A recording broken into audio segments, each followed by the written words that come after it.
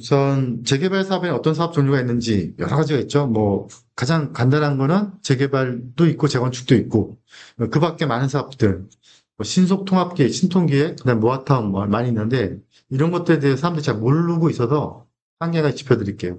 그리고 사업 방식별로 법령이 다르거든요. 저는 법령을 룰로 표현하는데 결국 룰은 뭐냐면 포커를 치든 고스톱을 치든 거기에 맞는 점수를 매겨가는 방법이잖아요. 어떤 게임이 흘러가는 스토리잖아요. 그래서 그 법령이 어떤 건지를 알아야 되고요. 그 다음에 각 사업별로 되는 데가 있고 안 되는 데가 있어요. 뭐, 어디 갔더니 여기는 역세권 장기 전세가 절대 안 되는 지역인데 역세권 장기 전세 한다고 붙여놨더라고요. 그러니까 뭔가 의도가 있는 거죠. 그리고 이제 그런 세부적인 메커니즘이 어떤 차이가 있는지도 좀 볼 필요가 있겠죠. 저희 연구의 소식 좀 알려드릴게요. 저희가 중개사들을 계속해서 모집을 하고 있는데 현장이 좀 많아지고 있거든요. 지금 청파 현장을 지금 소규모 재개발을 하고 있는데 그 옆에까지 두 군데가 됐고 이제 신규 현장을 저희가 두 군데를 더 추진하려고 해요. 그 지역에 대해서 저희 우군들이 들어가서 일할 수 있는 분들을 모집을 하고 있으니까 중개 창업을 하고 싶다. 그런데 재개발 쪽으로 하고 싶다 하시는 분들 있으면은 저희 쪽에 오시면 저희가 재개발을 제대로 배울 수 있게끔 도와드리겠습니다. 뭐 어떤 사업이 있느냐부터 먼저 봐야겠죠? 어떤 사업이 있냐면 이렇게 많은 사업이 있어요. 옛날로 따지면 주택 재개발, 지금은 주택이 하나 사라졌어요. 재개발. 그다음에 옛날에는 주택 재건축했다가 이것도 마찬가지로 없어졌고요. 단독주택 재건축, 공동주택 재건축이 있다가 지금은 공동주택 재건축만 남았어요. 요게 이제 뉴타운으로 이제 어느 날 갑자기 오다가 MB 정권 때 그랬다가 다시 문재인 정권 때 재정비 촉진주라는 말로 바뀌었다가 또 도시 재생 사업이라는 말로 또 새로운 법령이 만들어졌고 이걸 또 다시 박원순 서울시장 때 공공재개발이라는 게 왔다가 또 이게 오세훈 시장 때 와가지고 공공지원형으로 해서 신소통합으로 바뀌었고 뭐 이제 이렇게 흘러가는 거죠. 그리고 이제 시장이나 역세권 같은 경우를 개발했던 사업도 있었는데 이제 이런 것들 옛날에 시장 정비 사업이라고 불렀고 그다음에 역세권은 도심 재개발로 불렀는데 그리고 이제 중국 지역은 또 공장 재개발이 있었고 이런 것들을 다 묶어서 도시환경 정비 사업이라 했다가 이게 이제 최근에 법령이 바뀌어서 도시정비용으로 바뀌어 있죠. 이거는 이제 도시 및 주한 정비법에 의한 정비 사업이고요. 그다음에 지역주택조합 사업이 있는데 이거는 주택법에 의한 사업인데 이거는 아예 개념 자체가 다른 거죠. 그리고 또 최근에 많은 분들이 관심 있어 하는 용적률 뭐 250m 이내, 뭐 500m 이내, 뭐 300m 이내 해가지고 장기 전세나 활성화 사업이 있는데 요거는 사업 방식이 그냥 한 사람이 소유하고 있다면 그냥 한 사람 시행 방식으로 가는 거고요.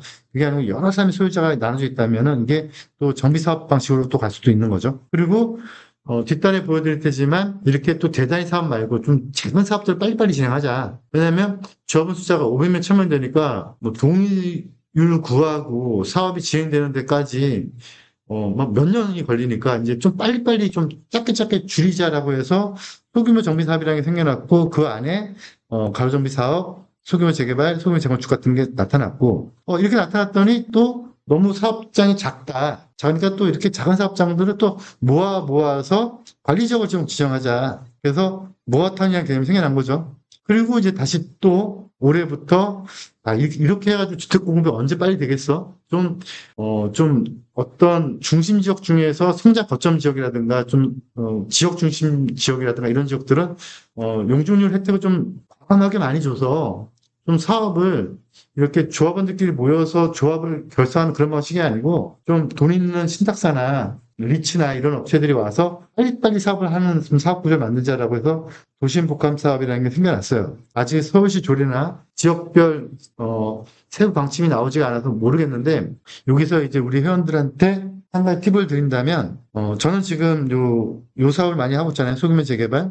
가로정비 사업도 지금은 아니지만 앞으로 많이 하게 될 거예요. 그리고 역세권 활성화 사업도 제가 관심 있게 보는 현장들이 몇 군데 있고 추진하려고 지금 하고 있죠. 지금 몸이 너무 바빠서 못하고 있는 것 뿐이에요. 안 하는 게 아니고. 그런데 요거를 제가 복합 사업으로 전향시킬 생각이에요. 용적률 혜택이 상당히 좋으면서 단계가 상당히 빠르더라고요. 그래서 우리가 어떤 법령을 볼 때 신통이다, 뭐하다, 뭐 이렇게 막 하면 이게 도대체 어떤 단계까지를 어떻게 도와줄 거냐라는 걸 봐야 되는데 예를 들어서 신통기획 후보지 지정. 그러면 걔는 지금 보여드린 이 그림 중에서 어떤 단계일까요? 실행 단계는 아니죠. 이건 분명히 아니죠. 실행 계획 단계도 아니죠. 그럼 구역 지정 단계는 뭐냐? 기본 방침이 만들어지고 조정법에서는요. 기본 방침에 의해서 기본 계획이 수립돼요. 기본 계획이 수립되면 이건 행정계획이기 때문에 민간인에 대해서 어떤 구속력이 없는데 구속력이 생기는 관리계획으로 넘어오는 게 요게 정비구역 지정이잖아요. 그럼 신통계획은 요 단계예요, 요 단계예요, 요 단계예요. 어쨌거나 요 단계는 아니죠. 네? 그러면 구역 지정 단계는 여기 밑에서 보는 요 단계 중에서 어떤 단계예요? 실행 단계는 아니죠. 실행 계획 단계죠. 네, 구역 지정은 실행 계획을 하기 위한 계획은 무슨 단계예요? 네, 기본 계획이죠. 기본 계획. 그러면 기본 계획을 하기 위한 미리 그림을 그리는 게 뭐죠? 이게 신통계획이죠. 근데 신통계획이 지정되기 전에 뭐래요? 후보 지역 지정을 하죠. 그죠? 그거는 제한 단계죠. 그러니까 제가 이 말씀 왜 드리냐면 신통계획은 빨리 갈 건 맞아요. 빨리 갈 건 맞지만 어쨌거나 단계상으로는 계획을 위한 그림의 제한이라고 봐야 돼요. 말은 어렵게 했지만 이게 신통 후보지에서 신통 지역으로 가면 계획을 위한 그림 단계로 넘어가는 거고요. 그게 계획 단계로 가면 그때부터 기본 계획이 수립되는 거예요. 그러니까 갈 길이 멀다는 거죠. 어떤 분이 저희가 역세권 소규모 재개발하니까 어떤 분이 여기는 무슨 단계예요? 그래서 저희는 지금 조합 설립 바로 전 단계인데요. 조합 설립 단계는 전 단계라는 단계는 이 실행 단계 바로 전 단계라는 얘기잖아요. 그럼 신통보다 한참 늦네요. 이러시는 거예요. 무슨 말씀이세요? 신통은 2단계인데. 그러니까 이제 사람들이 잘 모르는 거죠.